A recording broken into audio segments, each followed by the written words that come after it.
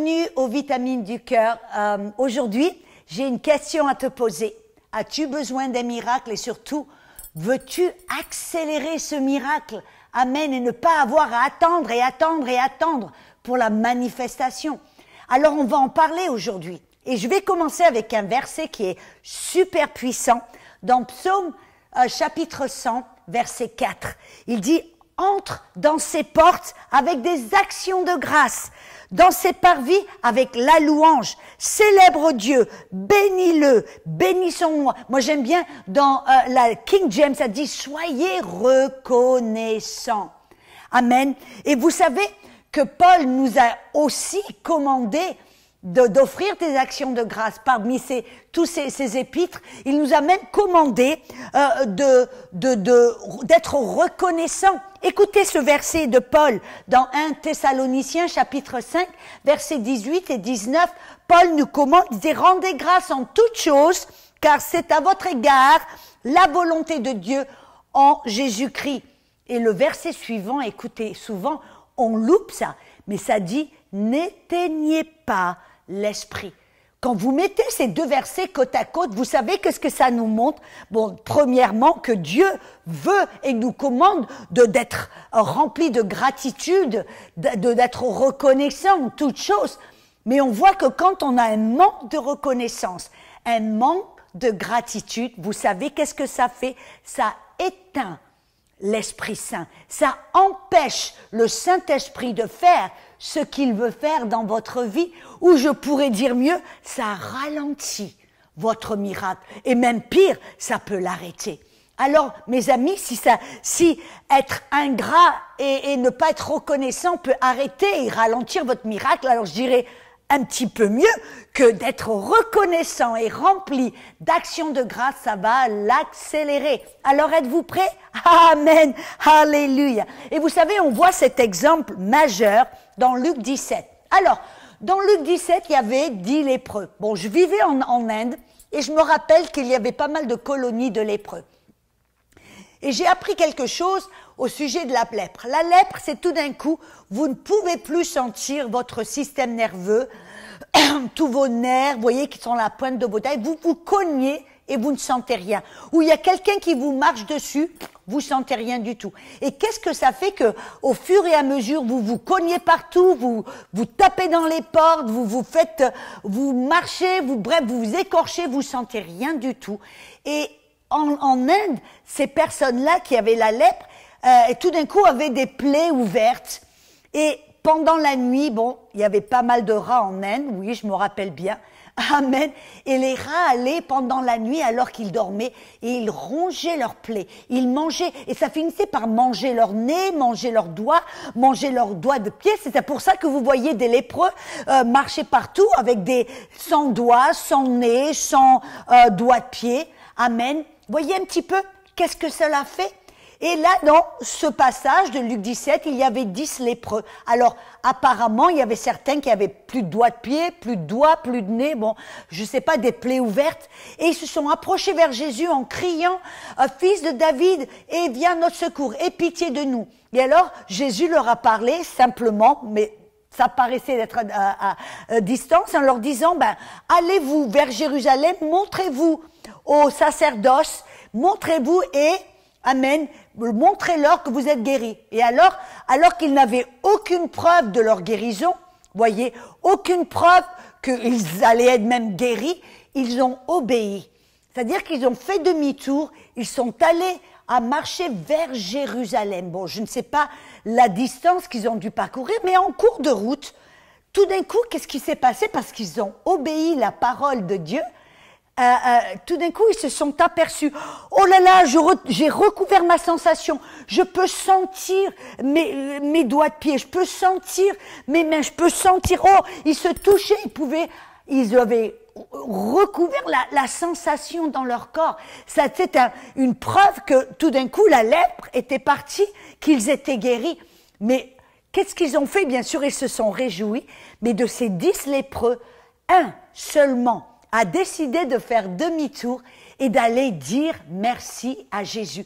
Et alors qu'il est allé vers Jésus pour lui dire merci, il s'est agenouillé devant lui en disant merci Seigneur. Jésus a dit, il me dit, mais il n'y en avait pas 10 de lépreux qui ont été guéris? Et il y en a parmi eux un seul qui est revenu pour dire merci. Et Jésus lui a dit quelque chose de puissant. Il lui a dit, va, ta foi t'a rendu entier. Et voyez, c'est sozo, c'est la parole sozo.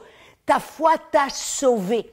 Et cette parole sauvé, dans le français, on ne pourrait pas vraiment en voir l'amplitude, l'ampleur et la profondeur, parce que c'est sauvé, on a l'impression que tu as reçu le salut. Non, non. Vous voyez, la parole sozo, sauvé, en grec, ça veut dire guéri, délivré, rendu complètement parfait, rien qui ne te manque. Et pourquoi est-ce que c'est puissant? Parce que ce lépreux qui avait peut-être moins de doigts de pied, il lui manquait le nez, tout d'un coup, il a été rendu entier.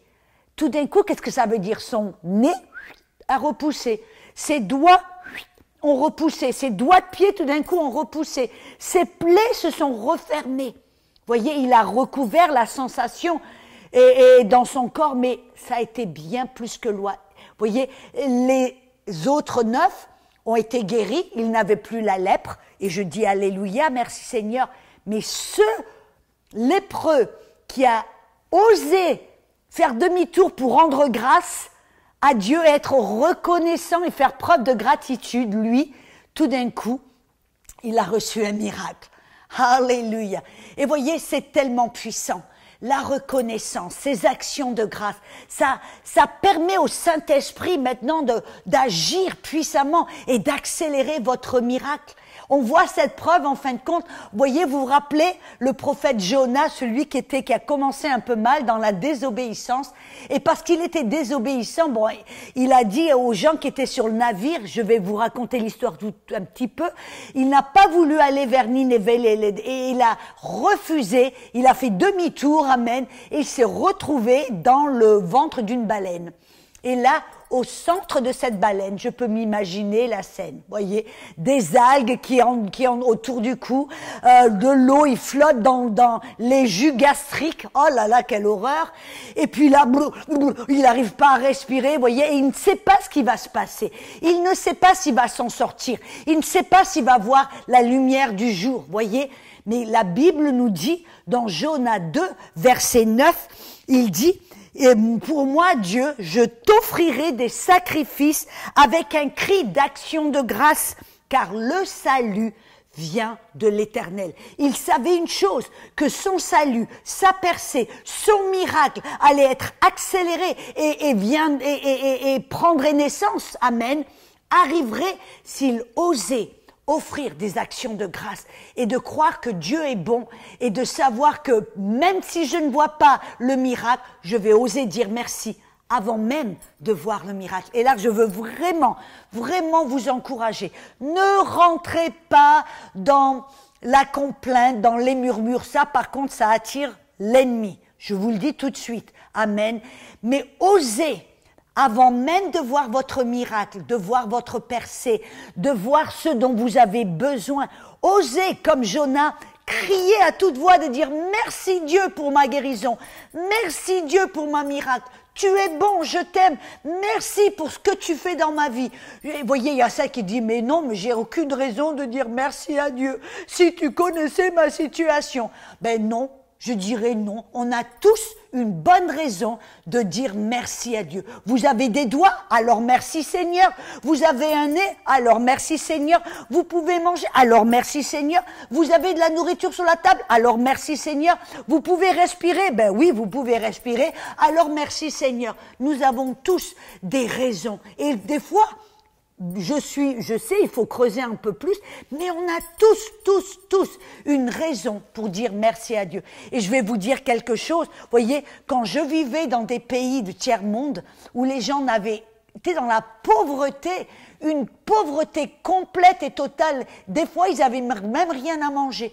Mais j'ai découvert quelque chose, c'était un peuple qui était dans la joie, qui savait dire merci, merci pour le peu qu'ils avaient. Alors, je vous encourage, choisissez de faire la même chose, d'offrir des actions de grâce. Amen. Et vous allez, je vous garantis, vous allez voir votre miracle, votre percée, votre guérison venir en accélération. À bientôt pour d'autres vitamines du cœur.